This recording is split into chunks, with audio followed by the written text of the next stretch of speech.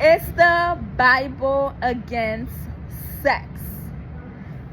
I have a few notes here that I'm going to read a few verses in the Bible to tell you the purpose of why two people get married. We're going to read Genesis chapter 2, verse 18.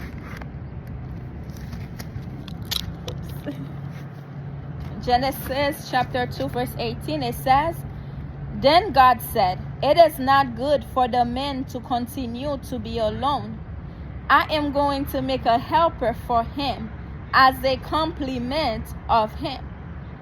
God, his name is Jehovah, or you can refer to him as Yahweh. He established marriage so the woman can come together to complement each other. What is complementing? So that means the woman doesn't have the male part. The male doesn't have the female part. When they come together, they are able to love one another. So they're not one anymore. They are one flesh, or two people that comes together as one. Verse 24 says, "That is why a man will leave his father, his mother. He will stick to his wife. They will become one flesh." So even though the Bible is not against sex, you have to be old enough. You have to be mature so you can take the responsibility of being a husband to be a wife. It's not just for sexual pleasure, for sexual satisfaction. Let's read Ecclesiastes chapter 4, verse 9 to 12.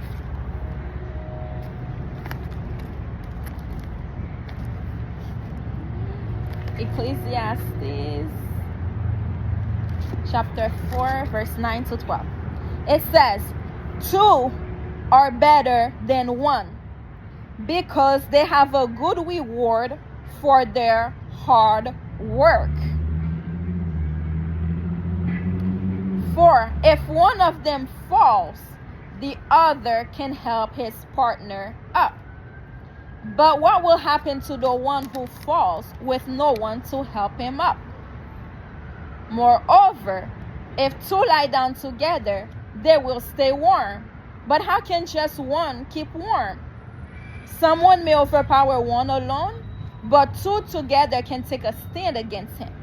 A threefold cord cannot quickly be torn apart." When two people come together, they're supposed to come together so they can worship God. The end of the Bible says a threefold cord cannot quickly be torn apart. What makes three? It's the woman, the man, plus God. God established them together, not for them to enjoy each other by having sex for pleasure, but putting God first. As they put God first, they can come together and enjoy the benefit of getting intimate with one another, because the source of joy, the source of happiness is from God. It says, we're going to read Proverbs chapter 5, where it talks about how God is not against sex. Sex is mentioned in the Bible. When we do it the right way, that means we don't fornicate. We don't have sex before we get married. We don't practice polygamy. That means having sex with multiple people. You let God's Spirit guide you. Then you can enjoy the benefits of being intimate with another, with the opposite sex. Let's read Proverbs chapter 5, verse 15 to 20.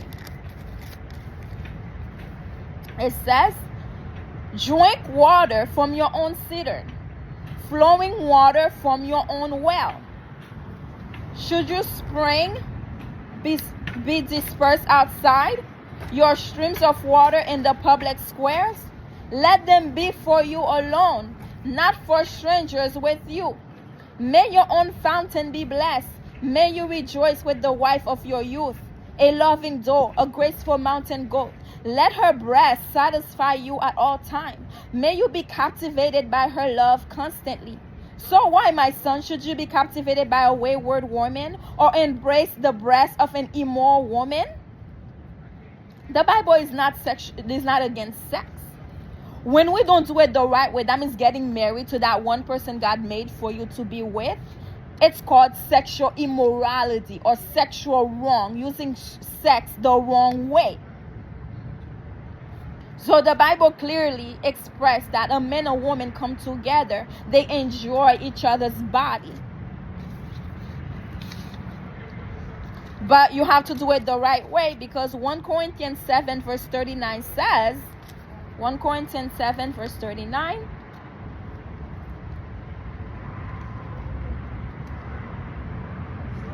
okay, 1 Corinthians 7 verse 39.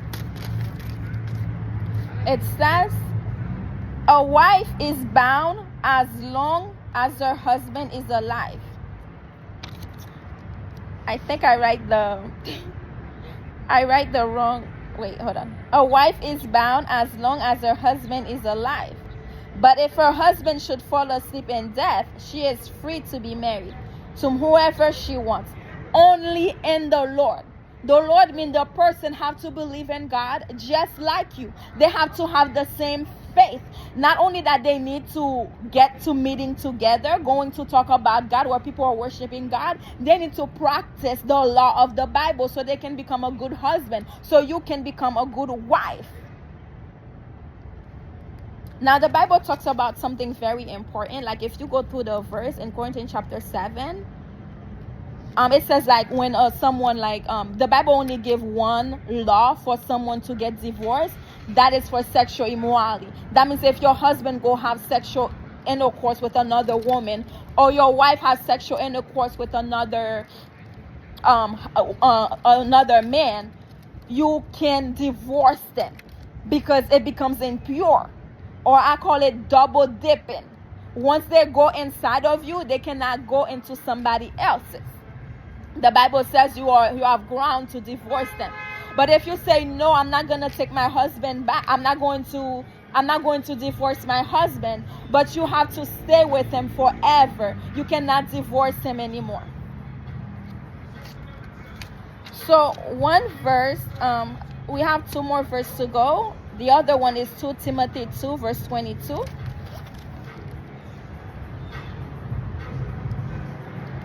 Timothy 2 verse 22, it says,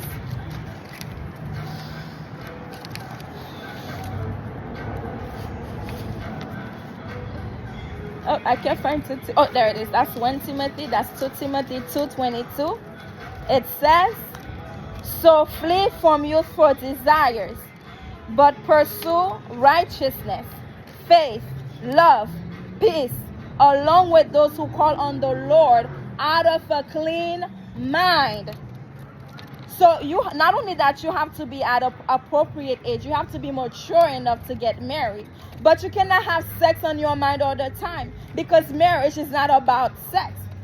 The Apostle Paul says that we have to give each other their due, because that's what the man is lacking, the woman is lacking. So they come together to have sex, but it has to be done pure. It cannot be done for pleasure. Although the Spirit of God, because the Spirit of God gives us all good things, we can enjoy sex when it's done properly.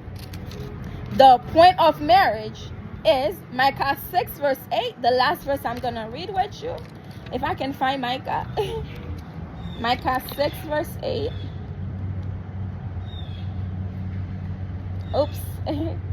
I was trying to keep the video. Oh, there it is. Here's Micah. Micah 6 verse 8 says, he has told you, man, what is good. What is God requiring of you? Exercise justice, cherish loyalty, walk modestly with your God. So we are under obligation to put God first in our life. And no matter how perfect you are, you're always going to need God. So when two people come together, it's to worship God, not to have sex. For them to put God first in their lives. God will direct them so that God will tell them what to do with their lives every day, including having sex.